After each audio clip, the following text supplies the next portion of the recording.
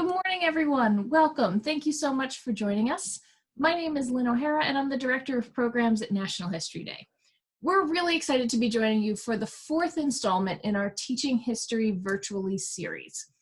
We've been working with many of our national partners, and our goals are to bring you strategies and resources that you can use as you navigate into this virtual teaching world. I'm really excited to be joined today by Jason Harshman.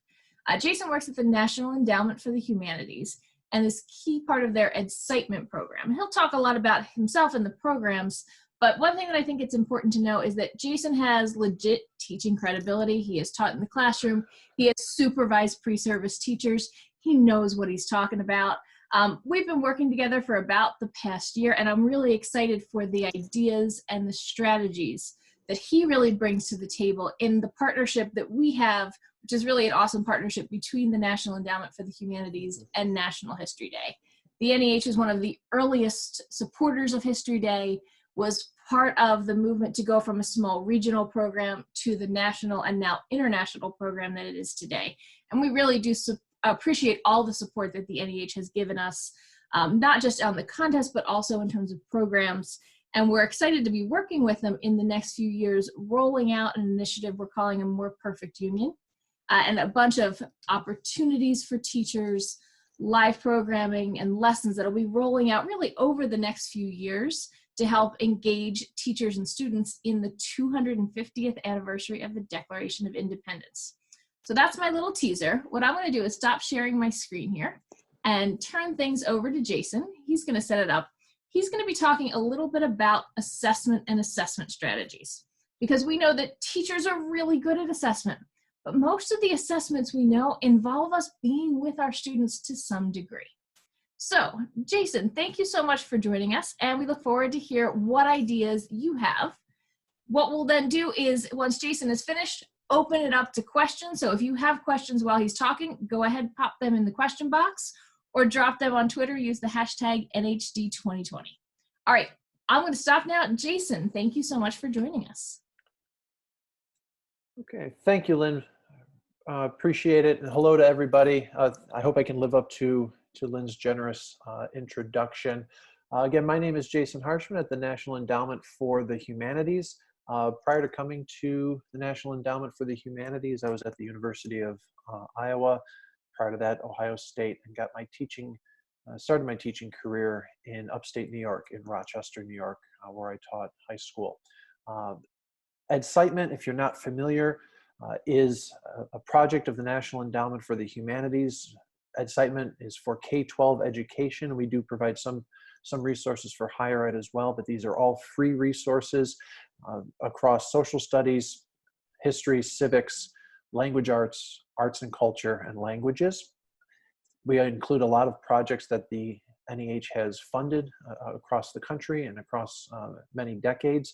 We have a number of partners. National History Day is one of them. We're also part of the Civics Renewal Network. We do quite a bit of work with the Smithsonian through our Chronicling America project that we work with the Library of Congress and a number of other museums, historical societies, and libraries across the country.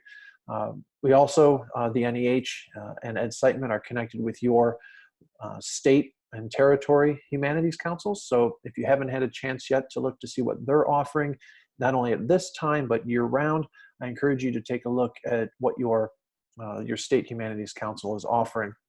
And of course, you may be familiar with our summer professional development programs for K-12 educators, our summer seminars and institutes, as well as our Landmarks of American History and Culture programs.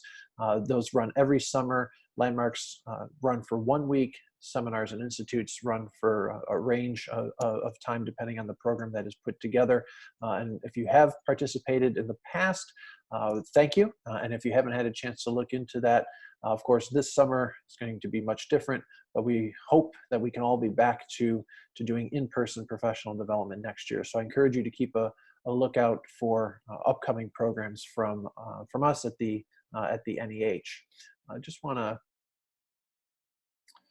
going to move now I'm going to turn off my video and focus on the presentation, again, on creating end-of-year assessments. This is Designed to be a brief presentation. It won't take the full hour by design, so that we can open up for questions and discussions and help one another out as we try to navigate not only the end of this year, but perhaps even generate some new ideas that could be used moving forward when we are back in the classroom and back with our students and our colleagues.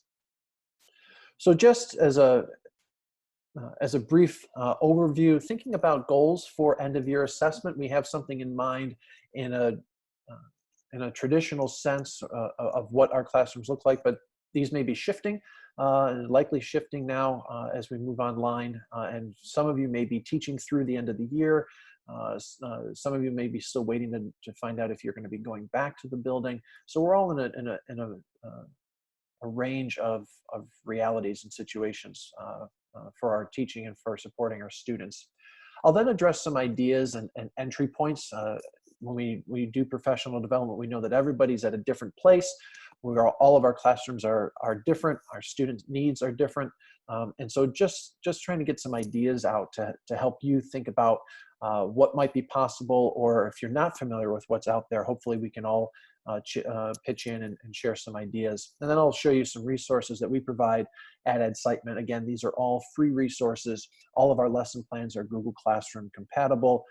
And so hopefully that'll give you some access to resources as well.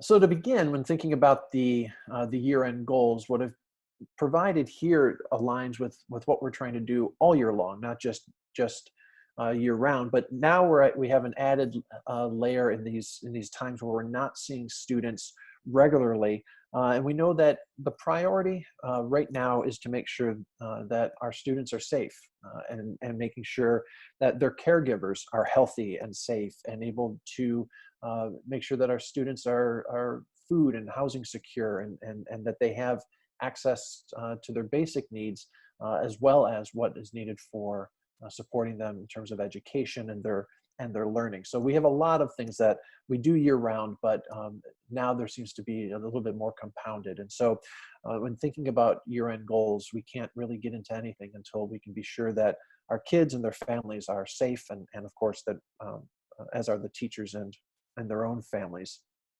And so I say that as the background and the foundation for all of this right now, because those are the priorities. And so we keep that in mind as we move forward with talking about assessment and anything else that should come up today. When we come to the assessment, we know that we're blending across skills and concepts and content. And the ideas that I'm going to present here as we think about what we would be assessing, or how students are going to be applying what they've learned already this year. We know that we'll be covering, likely including some kind of research component.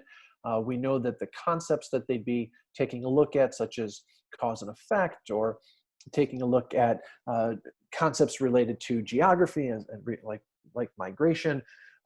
There's a whole range of topics that can be done. And so what type of space do we want to provide for students to choose, as well as coming back to important concepts from across the school year? Maybe you're thinking of a year-end assessment that will be on something that is as a topic that was taught in the second half of the year, so it's a little bit more fresh in the student's mind, or thinking about revisiting something rather than trying to create new, because because there's already so much going on. The technology component certainly brings up issues of equity and access, that we have to make sure that no student is disadvantaged because of interruptions to access. I think of the students not just in terms of Wi-Fi, but students who have siblings or other folks living with them, and perhaps they only have one computer, or they're sharing a tablet. And so what is reasonable for students to accomplish over the period of time that you might provide? And then of course the always challenging in terms of making it meaningful. So where does student choice come in? Making sure that it doesn't feel just an exercise to be done at the end of the year to complete a task, but coming back to those skills and concepts and content. What are the essential pieces of learning that we're asking students to engage in? And then also, what is it that they can can do to really shine? How do they show what it is that they know how to do, that they can enjoy doing while they're at home? So all of these come across as some of the goals that we're all wrestling with now as we think about the end of the year. In terms of possible topics, I think of, again, some big picture themes that students might be able to take on. So turning points in history, looking back on your school year, what are either the topics in your units or key events that you spend a lot of time on, or perhaps don't necessarily get a lot of time to really investigate, that students, if they were to engage in a year-end assessment or project, might be able to return to. So whether it's a world history or US history or a civics course, turning points certainly stands out as a cause and effect, short-term, long-term topic that they can take on. We across the history courses, War and Peace becomes another topic that students can investigate. And this, again, are you looking at both War and Peace? Are we looking at the significance of an event, a treaty, the role of organizations? We try to scale it down so that the students aren't trying to take on too much, and so on there with history as these big themes that students could investigate. Thinking about civics, if you're teaching a government course, public policy issues certainly lend to problem-based learning, and thinking about how students would evaluate different public policy issues and how they might respond to that. Looking as well, leadership can blend in with history, so it doesn't necessarily have to come from the White House or the presidency, but people who have taken on positions of leadership. Today is Dolores Huerta's 90th birthday, and so thinking about her role as a leader for civil rights and labor rights, farmers' rights, there's leadership to be addressed there, and certainly would tie in with geography. In terms of cultural diaspora. We also can have students take a look at the local. Oftentimes we try to make that connection as to why is something important, not just to their lives, but what did it mean in the places that we live and learn. And so thinking about topics that you've taught over the course of this year, that maybe revisiting to investigate how that ties into the local. I think of, for instance, victory gardens during World War II. And are there areas in the places that you live or in your state where victory gardens may have been grown or are now community gardens? And so conceptually, is there a relationship between that type of use of land, and does that get into environmental studies? As I've mentioned, you could revisit something from earlier in the year and have students dig in deeper. You could revisit a project that was done earlier in the year and ask students to expand upon that. I think about so many college courses in which a response paper that a student writes often becomes the basis for a final paper. And so they've already started to work with the ideas. It also gives them a chance, if you revisit something from earlier in the year, it gives students a chance to apply feedback. One trap we try to avoid with year-end projects is an exercise to be completed, but does that also provide opportunity for students to apply the feedback? We spend a lot of time grading. What do they do with the feedback? Is it only a grade for the purpose of the task? Revisiting something from earlier in the year as a way for students to already have a starting point to jump off, but also looking for them to be able to apply the feedback that was provided when those assignments were graded. Building a DBQ is also, when we do a lot of text-based, and now with students, some having technology access, that they'd be able to perhaps incorporate videos and images as well as primary source text to create a DBQ rather than writing a full-on essay and arranging that around some type of argument or topic. So we have a whole host of ideas. We don't necessarily need to give all of them out to students, but this, of course, is also for us as educators to be thinking about where are the entry points, what might we do to provide students with opportunities for these year-end topics. Lynn, if we can move forward, please. Thank you. And so this also comes back to what are students interested in. I've used tables like this with group projects for middle schoolers, and now might not be the best time to be thinking about group and pair work, but there are students who have technology literacies different just as in any literacy, and so they might be able to pull something together and create something either as a pair or as a group. And depending on what age you're working with, there may be more areas to create something a little bit more sophisticated. Often I've asked students that if they want to work with somebody, then that's fine. Give me justification as to why you need two people for this topic or for this project, and give me a work plan, so that that helps, of course, with those issues of some people taking on more than others, but I get a better sense too of what they're working towards, and why they believe that they can create something together, and what would that look like. So I've given these I throw this out here as to be thinking about how students might be coming together or working individually. What are their strengths? What are their interests? And so how do you pitch this to students who maybe they want to do something on a turning point or migration, but they don't want to write a paper, and they don't want to create a slideshow, but instead they want to work with some mapping, some digital mapping platforms that are free. And we offer a couple at Incitement, as well as some NEH funded programs. So what might they be able to create with those to be able to show movement and change over time, and be able to illustrate it in that way?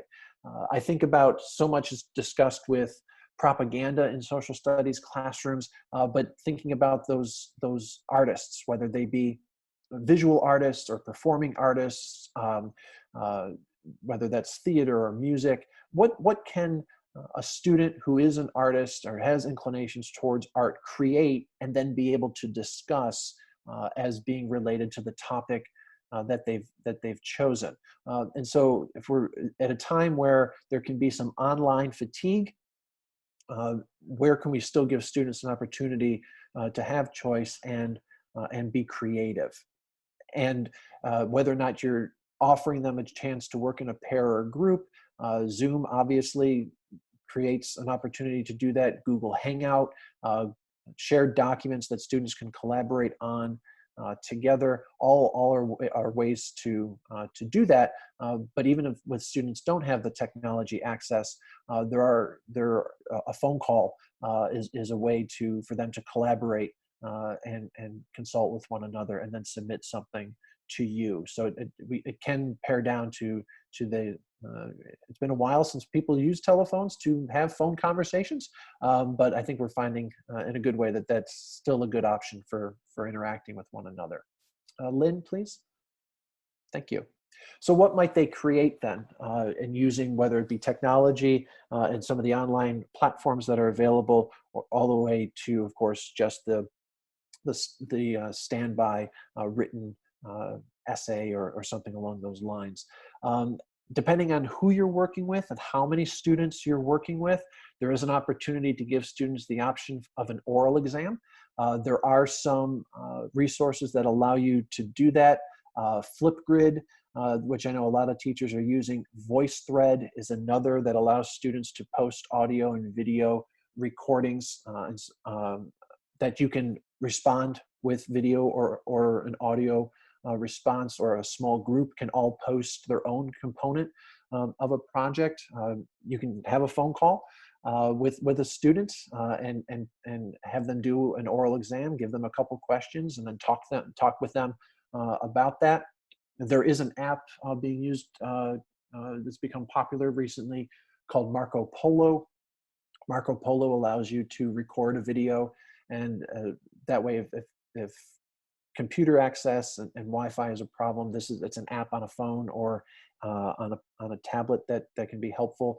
That allows for, again, an asynchronous correspondence, or even a video chat with a student to set up an appointment for them to come and do a short presentation or do an oral exam with you as part of this assessment.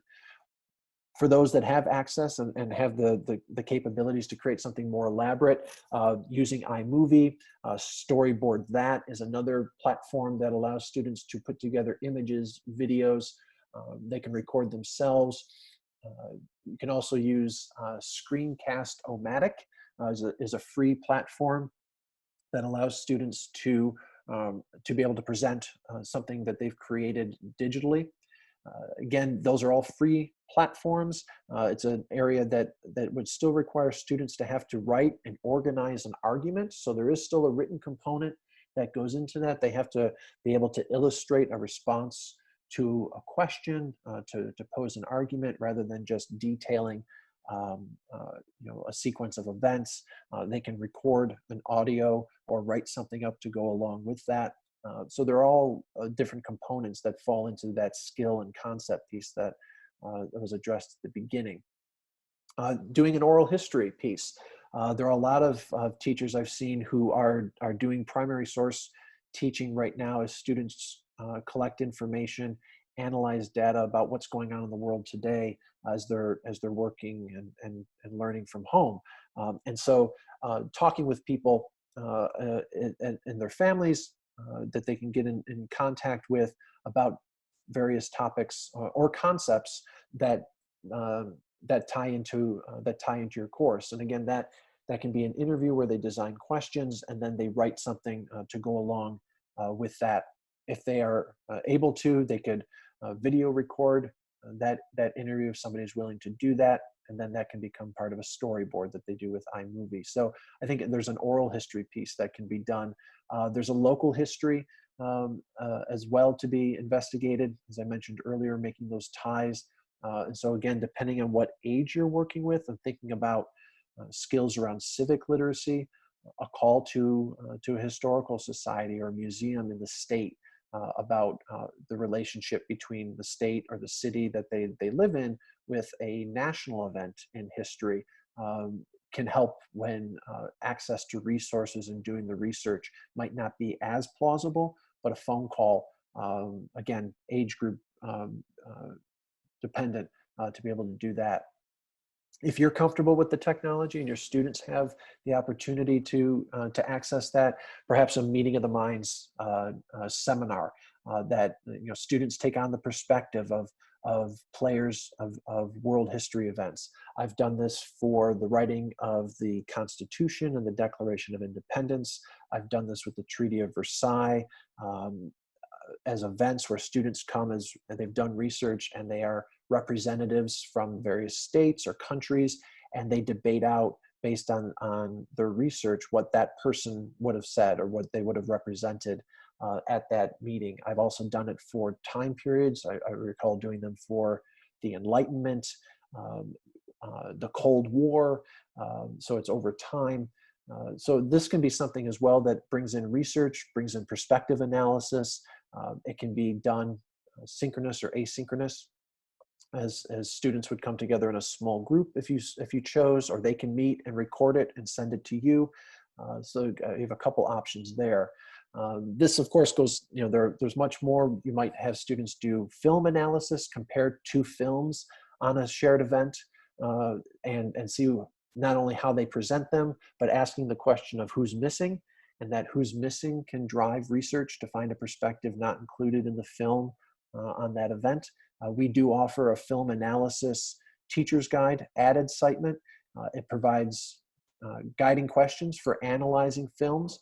It also provides some activity ideas that could easily be turned into an assessment like this on what students can do when analyzing a film from the work of a dramaturgical work, where you do the history and take a look at the period costuming and design and was it accurate and how might it be set up, to all the way to what might have been left on the editing floor and what was left out. So we have some resources and ideas at our analyzing film teacher's guide at Ed Citement.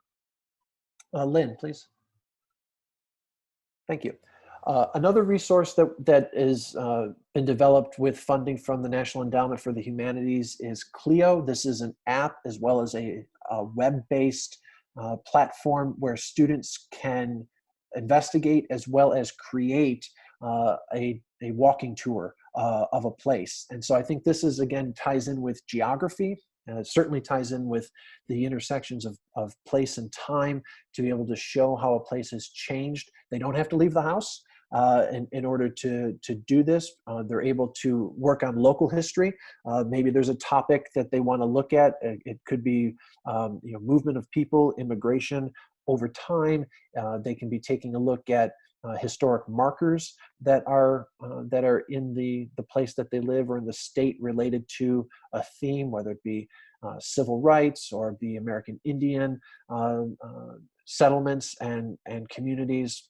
A whole host of ideas to think about. But Clio is, again, it's free, and also it's web-based. So if we're concerned about phone and access, this would be another way for students to engage with the local history and making connections to national topics that you've studied this year. Lynn, please. Actually, Lynn, can you go back one, two? There's one slide we didn't get to. It's the one with the questions. There it is. Thank you. I realized I had moved something on mine. So the other piece, and this ties back in. So we're a little out here. I apologize. But again, how do we frame it? So we have the ideas for the topics, and we have ideas for how might students engage with their own skills and interests, but thinking about the design of the questions. And we know that students enter with the design of a question and an argument at different levels. If we're doing inquiry across the school year, then we have built in opportunities for students to have practice with this. It's not just reading something and taking notes, but helping students with question design to be able to form an inquiry. So in that government course, a foundational question might be, what is the proper role of government to, in this case, of course, on everybody's mind right now, protect public health. But what is the proper role of government when it comes to the environment or clean water? What is the proper role of government when it comes to security at the border? It's a question that has multiple uses and applications depending on a student's topic of choice. And as a result, you give students that space to determine what it is that they want to do. Whether if it's a U.S. history, I talked about turning points as a topic. I wouldn't give students, the big question of, to what extent was the Embargo Act of 1807 a turning point in U.S. history, because it can get too big, but instead helping them to narrow an argument and focus instead, in this case, an economic, but we could also see a political impact in terms of what it meant for Jefferson at the time. So I think, helping the students to narrow the question, to narrow then their inquiry makes whatever it is that they're going to do and then how they show their argument with some of the examples I gave much more manageable. And so again, at Edcitement, you'll find with our teacher's guides and these topics, we have compelling questions for all of our resources, both on a conceptual side as well as in terms of content. But this becomes the way in which the students would start to formulate their project before they get to how it is, of course, they're going to show what they've learned and be able to apply it. Okay, Lynn, thank you. We can move ahead.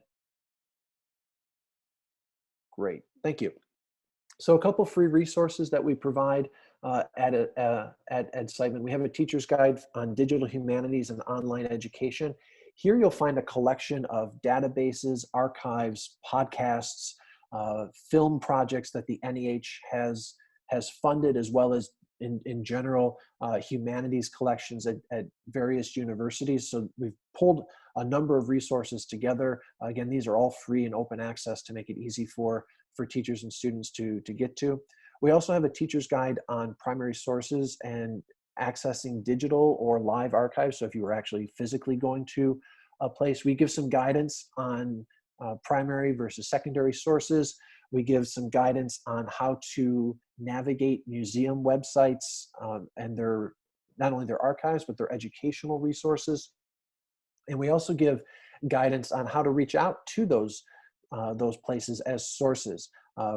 We might have a guest speaker set up, but we can't always arrange them because of time. In this case, place and time is difficult, but that doesn't mean that they aren't still resources. And so folks that could be contacted through email or a phone call, be part of an oral history, or to help out to find some resources. We give some guidance on how to do that with that teacher's guide.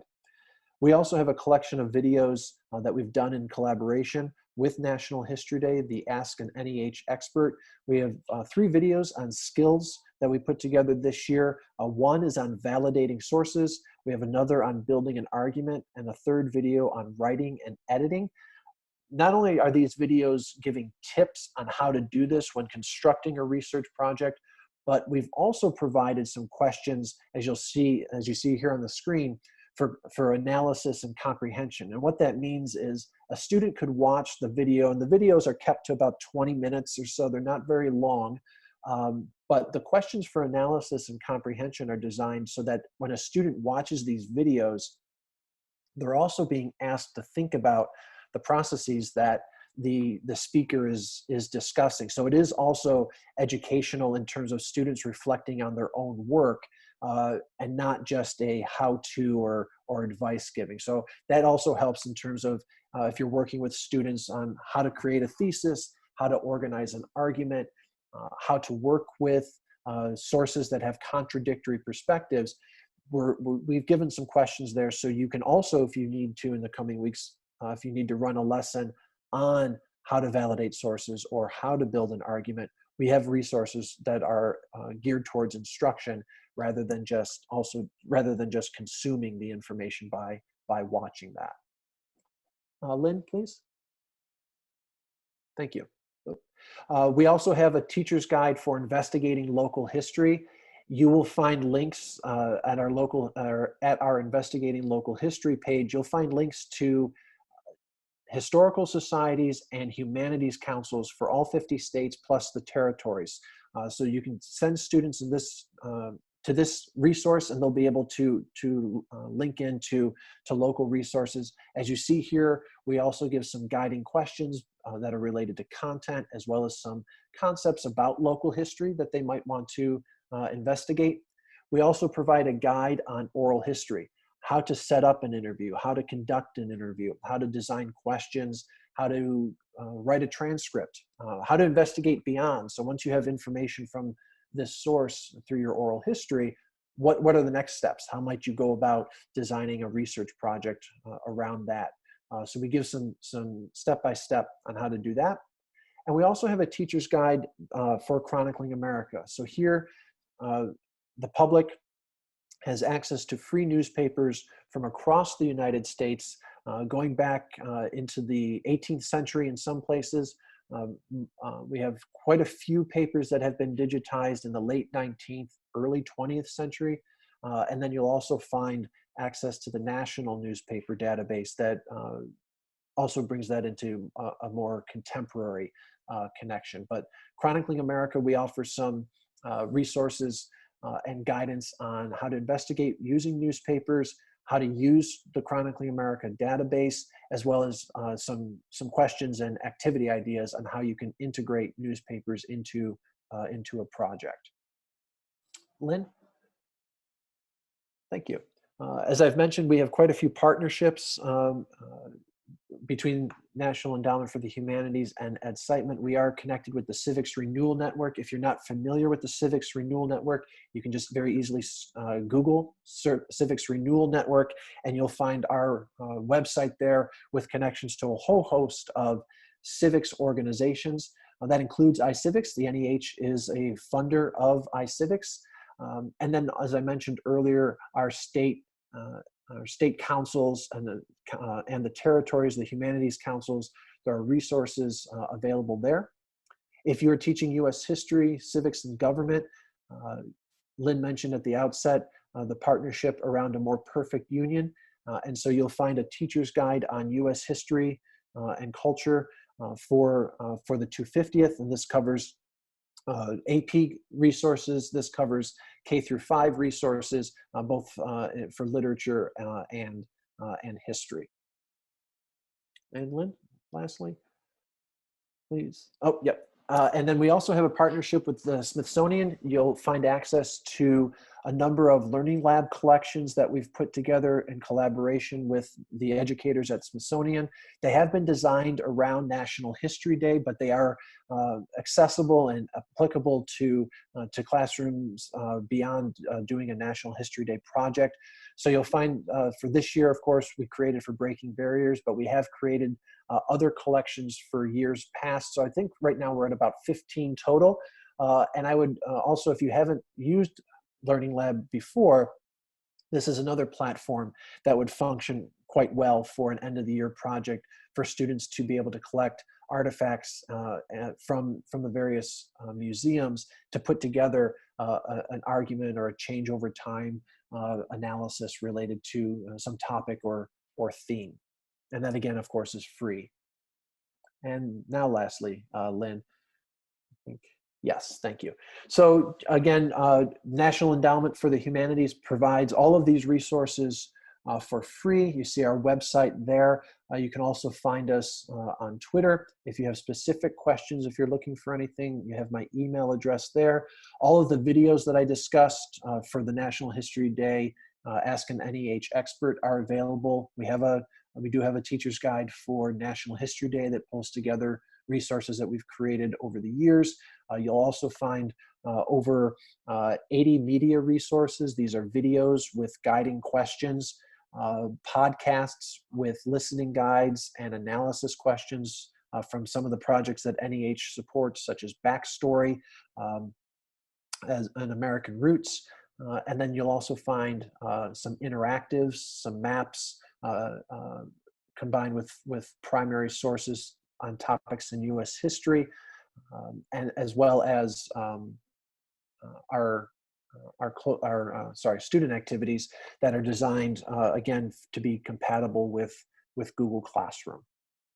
So with that, I went a little long. I apologize, but I'm going to stop there, and then yeah, Lynn's coming back. So. Excellent. Well, thank you, Jason. Lots of good ideas, lots of good resources there. Hopefully, if you're trying to build either a unit assessment or an end-of-year assessment, you've got some ideas to grab onto. All right, let's go ahead and take some questions. So, Jason, if you'd like to turn your camera on, Yep. welcome. Yep. Ashley has been kind of monitoring the question box. She'll send some your way, some my way. One thing to mention for those of you who are waiting, please don't do the raise hand option. We can see you raised your hand, but we can't turn your audio on. Go to that question and answer box, put that question in, or if you're calling in, go on Twitter and send it to us so that we can answer your questions, because I can see you have one, but we can't help you unless you put your question in. All right, Ashley, what have you got for us? So the first question is for Jason about one of the websites that he talked about. One of our teachers, Jason, is trying to find Clio online and can't find it, and is wondering if you could share the web address for it. Sure. Yeah, and it is, unfortunately, I know that the URL had already been purchased, so it's actually the Clio. And there we go. Yeah. Or if you do a search like Clio Local History App, I think that will help bring it up. But I believe it goes. I'm pretty sure it's the Clio. I went to Ohio State, so it might be the Clio. I saw that eye roll, Lynn. I assure you. When you talk about Ohio State. No, believe me, I have no dog in that fight. Look, I'm a Penn State alum. We cannot let those go. No, But I know. Thank you. That's really helpful. I think that's a cool resource. And, you know, we always talk about wanting to do more local history, and it's hard because you usually don't have time. Maybe this is a cool opportunity to take some sources that maybe you've had stuck in your files, or that, you know, you can scan and post. Yeah. That might be really helpful. And students are in their communities right now, so maybe learning a little bit about them might trigger some interest. And we do have also, to go along with that, at Edcitement, we do have some resources in our media on how to use Clio. So they have created some videos that are available at our website. We also have some project ideas if you were to use the app or the website, but we also have ideas on, if technology is an issue, how can you still do something that is conceptually like Clio, without having students upload or get into the tech piece. So there are some resources on Clio at Edsitement. That's nice. So there's some high tech, mid tech, and no tech options. Right. Okay. What other questions do we have, Ashley? A lot of recommendations right now, and a lot of teachers pulling in the Clio.com website. So you were correct on that. Okay. And that's where you can find that. So I'm waiting for a couple more people to type into that text box and see if they have any questions. Oh, and there they come. All right. First question. Denise asked, earlier in the presentation, you mentioned online fatigue, and I think that it's so important to consider when assigning things to students. Could you really quick run through some good options for combating that? Jason, why don't you toss out an idea or two, and I'll do the same. Sure. So just so I understand the question, so this is online fatigue for the students, the teachers, but it sounds like for the students, but I'm sure the teachers are feeling it too. Right. Yeah. I think this is where, again, giving the options for students. We differentiate in a number of different ways when we're designing activities and assignments for students. I think also that it doesn't always have to drive from the teacher. So when we think about selecting a topic, designing the question, the question then to ask the students then is, and we think about planning with the end in mind. The part that comes last is, well, how are we going to do this? And the how then is a conversation for the students to consider. How do you want to do this? And it's okay to not use the technology. I think about with something as an example for Chronicling America. So here's a very large digital database. If you have students that they get the daily newspaper at home, even looking at how stories are covered. Every newspaper has an editorial page. Editorials used to appear on the front page of many newspapers, and so even form can be analyzed. So I'd start with choice. Again, this will be up to the students in terms of resources. I saw one art museum is doing recreate a painting using only what you have in the house. And even in those cases, low tech, no tech, it comes back to the learning. What are the students learning? What are they taking away from it? And the low tech may be an oral exam. It may be them just recording an audio file on their phone and uploading it. It may be a phone call, along those lines. So the detachment from the online comes back to choice, and it comes back to also what are the big takeaways? What are the end of year goals? And the end of year goals are to make it meaningful, make sure our kids are safe, make sure they're doing well, and that they feel some investment in what it is that they're going to create. I agree with all the points you made. I think too, we want to give students the choice, but then at the end of the day, boil it down. What's the most important objective? Mm-hmm. Maybe what you really need out of them is a well-written paragraph as opposed to a whole essay. And that's okay right now. Maybe what you need out is just something that's very simple where they have the choice. Maybe they can draw, bring in the arts, maybe they can sing, maybe they can write a poem. And that increased flexibility is really crucial. One thing I will throw out there, if you're having your students submit work, written form in any kind, please make sure you're reading it and checking it in a reasonable time frame. I've heard some reports from some students reaching out to teachers about safety issues through a school assignment. So the teacher thinks they're logging in to read about Alexander Hamilton, and they're reading about a student's personal situation. So I would say whatever you do, please make sure you are checking in on it. Avoid that tendency to just kind of check it off for being done, because our students are trying to communicate with us. And I would say another piece of this fatigue, just make sure that you are available to students in an appropriate way, and make sure that they know how they can get in touch with you. Because I think part of digital fatigue is that our students are missing that connection.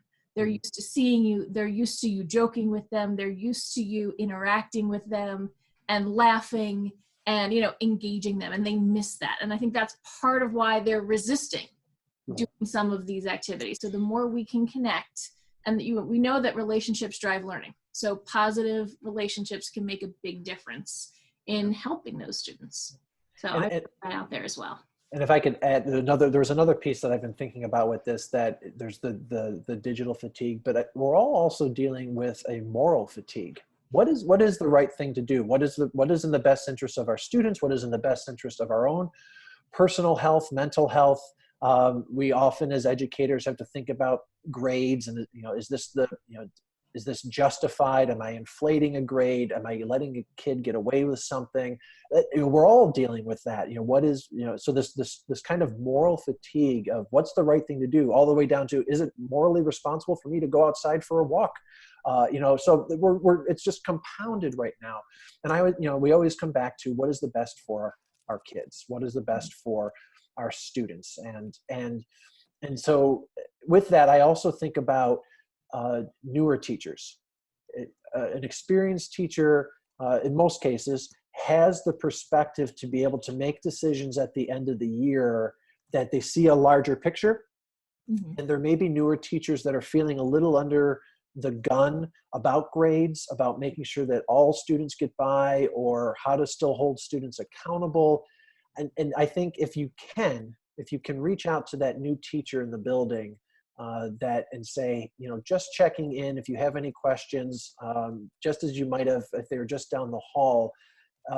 Helping them is going to help a student. Helping them is going to help a parent. And I think that's also part of this too, is just being mindful that changes in priorities are happening very quickly as policies get handed down, or in response to something that might have otherwise been able to be discussed as a group. Sometimes that happens very quickly. Excellent. Ashley, what else do we have in the box? All right. Charles has a question. He wants to know, how do you assess traditional oral class participation while teaching in virtual mode, or can you even do that?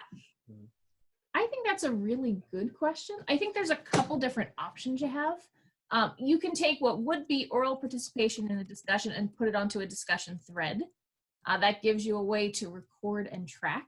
I've also found that when you move to that discussion thread, sometimes those individuals who'd be very quiet in class all of a sudden become the leaders on the board. Right. Sometimes too, I think what you might have to do is kind of shift away from the idea of quantity and into the idea of quality. To say, okay, if this is our topic, I want everybody to have one, you know, I want you to have one idea, one response, one new thing. And maybe I'm going to limit you. Maybe I'll say, you know what, you have 3 sentences, or you have a certain number of characters or words, because it's forcing you then not just to kitchen sink it, right? Some of our students really are good at this. I'm going to ask you a question about a topic, and that student's just going to start putting in every idea that they know of anything that's tangentially related, with the hopes that the answer is in there somewhere. Sometimes if you say, you know what, I want you to answer this question in 2 sentences, that forces students to kind of slow down, to stop, to think about what they really want to tell you. And often I found that when you put those little limits on, they help people think, and then they help kind of generate a better conversation than just tell me what you think about this topic.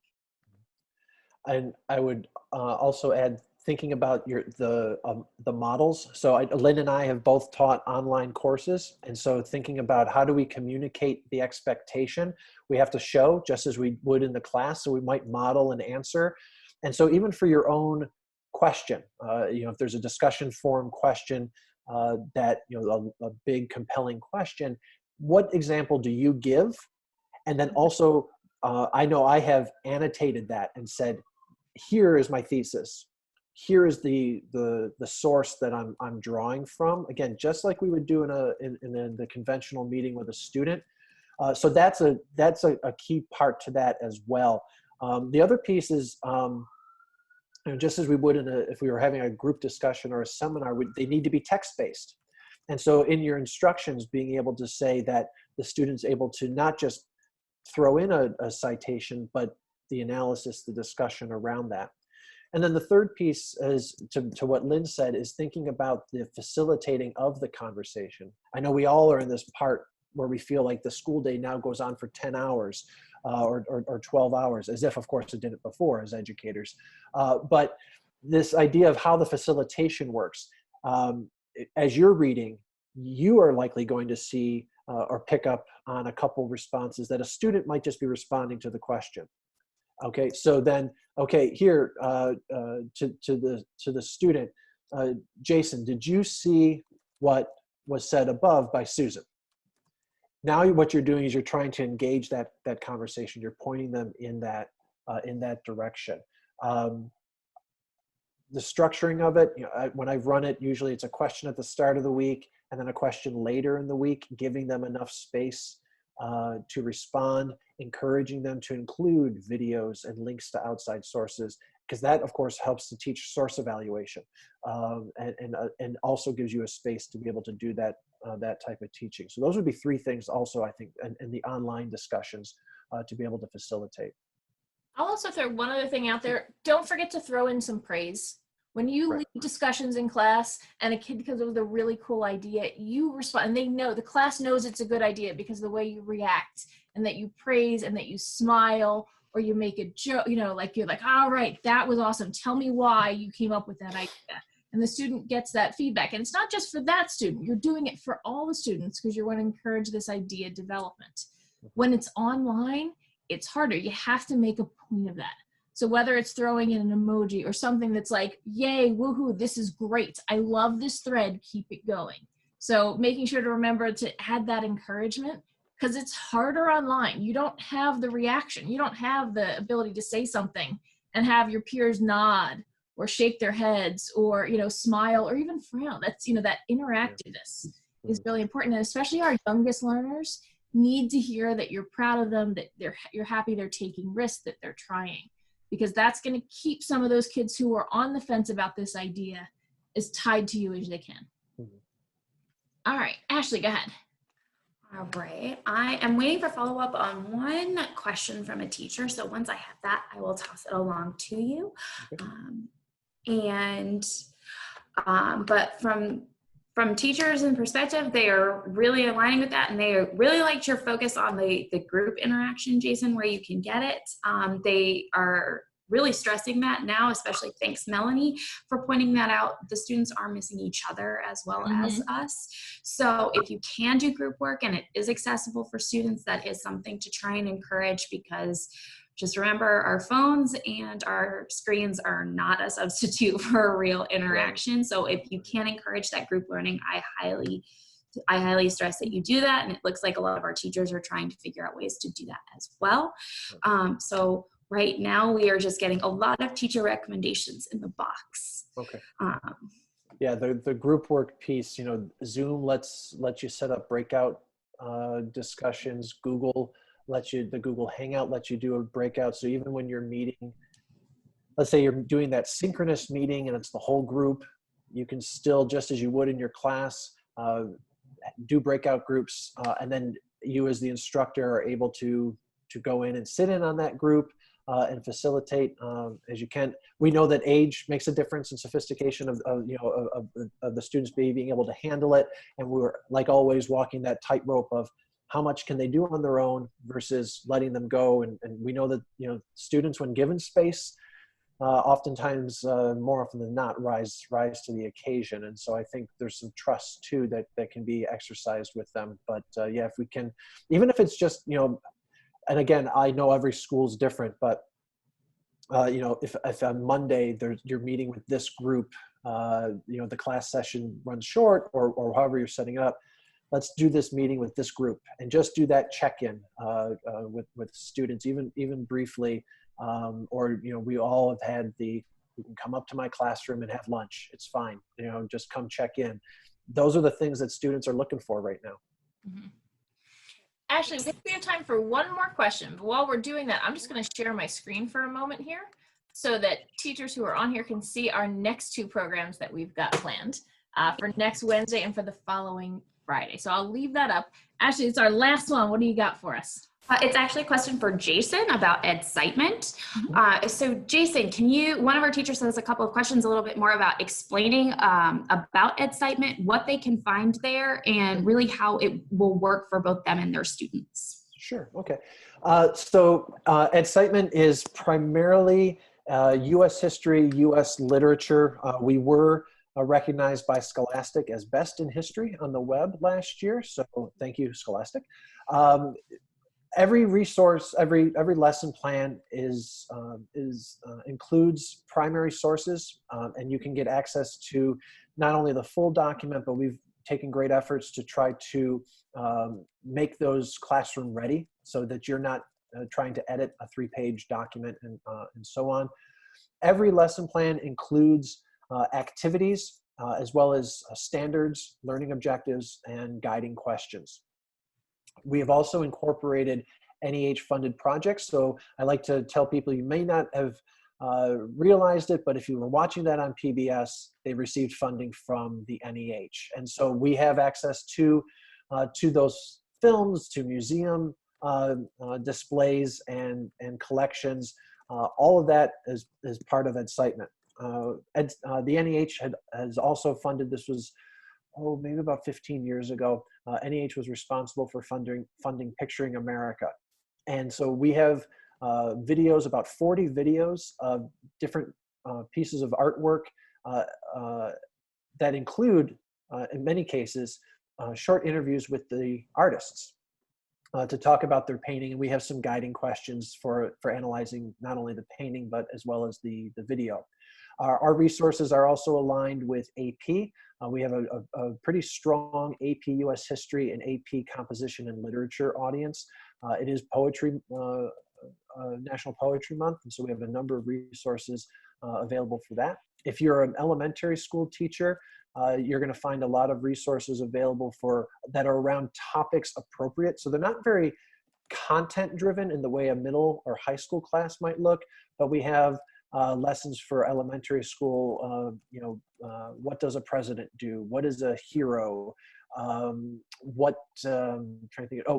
There's a whole collection of resources on the family and immigration, so community, things like that align with the themes. We have Spanish language resources, and so if you're looking for translated materials as well as activity ideas that allow you to incorporate Spanish language materials, we have those as well. And then I think what I highlighted primarily for this talk were our teacher guides. And so those teacher guides are collections of resources, NEH funded, but not exclusively, around different content topics, as well as I discussed today, how to use archives, digital resources, and so on. We continue, of course, to build out and grow, but in a short pitch there, that's Edcitement. Oh, and again, just lastly, all of our lesson plans are Google Classroom compatible. Excellent. Well, first off, I'm going to wrap things here. We're hitting up on our hour mark. Big thank you to Jason Harshman from the NEH for being willing to step in and join us today. Hopefully we've gotten the wheel spinning in your head and gotten some ideas of some things you might be able to use with your students coming through the spring, and hopefully maybe even into next year and thinking about assessment a little differently. Feel free to join us next week. We're going to be talking with the White House Historical Association, and they've got some new resources there, especially they have some really interesting archival things that I think might give you some cool ideas. As we wrap, I've been saying this every session, I'm going to keep saying it. Please remember to be flexible with your students. Please remember to be kind to yourselves and be open to learning and trying. At this point, try something new. You got nothing to lose. This is an unusual situation, so let's make the best of it and see what we can do to kind of revolutionize and change education a little bit. So thank you, everyone. Have a wonderful day.